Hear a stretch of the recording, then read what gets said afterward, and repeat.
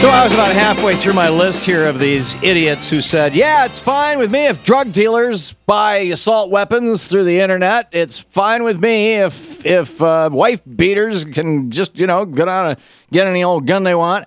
And we'll just quickly, Heidkamp, Heller, Hoven, Inhofe, Isaacson, Johans, Johnson, Lee, McConnell, Mitch McConnell, yes, indeed, Moran, Murkowski, Rand Paul, Mr. Freedom, yes, Rob Portman from Ohio, Mr. Moderation, Pryor, Risch, Roberts, Rubio, Scott, Sessions, Shelby, Thune, Vitter, and Wicker. Who are these idiots who are suggesting, yeah, it's fine with me if, you're going to have a gun show and more than 75 guns are being sold, and somebody walks in and says, hey, I'm a terrorist from Al-Qaeda. I want to buy. All right. I got this nice little drug operation going in Mexico. I'd like to buy, 45 or 50 AK-47. Let's ask Noel Flasterstein. Maybe he has the answer. He's an attorney and host of The Gun Show. His website, gunrightsforyou.com. Noel, what were these idiots thinking? Well, I wouldn't call them idiots. The people that voted against the proposed bills that were put up before them in the Senate were, I would consider, champions of the Constitution. I mean, we do have a Second Amendment right. And, Harry Reid... So you think that all the rights that are in the Constitution are absolute, that your right to free speech is absolute. You can run down the street absolutely naked as an expression of free speech, screaming at the top of your lungs, and that's just fine. You think that you can run into a crowded theater and start screaming, there's a bomb in here, there's a bomb, and that's just fine. I beg your pardon? What's that? I'm done. Well, obviously the First Amendment, running down naked, I mean, I don't see how you, analogize that with the Second Amendment. Well, it was brought before the Supreme Court, actually, whether nudity, in the case of Linda Lovelace and Deep Throat, whether nudity is a form of free speech expression, and in fact, whether obscenity, whether pornography is. And with the Second Amendment, numerous times was brought before the Supreme Court. Is there an absolute right to own a gun? And the Supreme Court has never, ever, zero, and you know this as well as I do, Neil, said there is an absolute right. There can be no limits whatsoever. Never said that.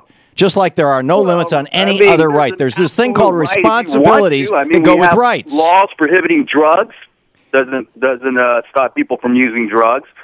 We have laws from people... You're talking about laws. I'm talking about rights. You started out talking about rights. Please tell me where it says that there is a right for a person who has been convicted of killing people with guns to go out and buy a gun. Well, I would agree with you there. When you obviously, well, then why wouldn't you vote for this bill yesterday?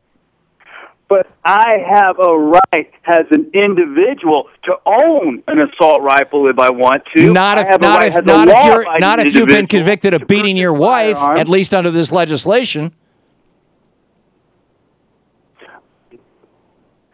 I'm sorry, I missed that. Go ahead. I said, under this legislation, you do not have a right to buy an assault weapon if you have been convicted of beating your wife. Why do you have a problem with that? Now, anybody who's been convicted of a misdemeanor, felony domestic violence, cannot purchase a firearm. That is not true. Thanks to the work of Senator Lautenberg, people that have these issues are prohibited, and some of them are not necessarily. But there is no mechanism to stop them, and they can walk into any gun show.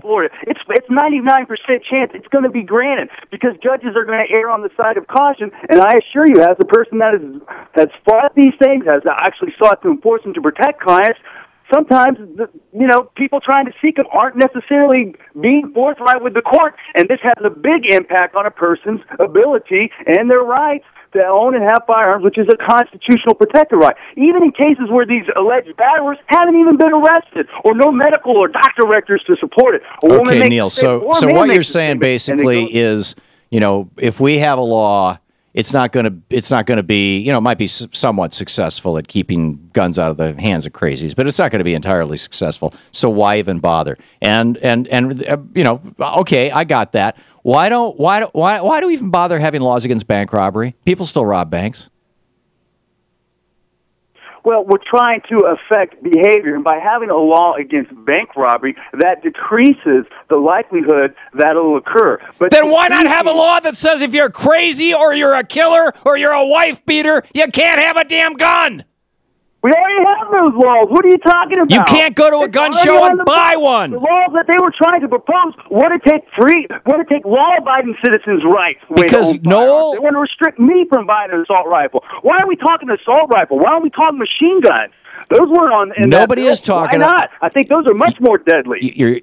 Nice try at changing the subject here, Noel. But this legislation specifically said that in any organized group, in any gun show, basically, where there's more than 75 weapons being sold, falls under the purview of this.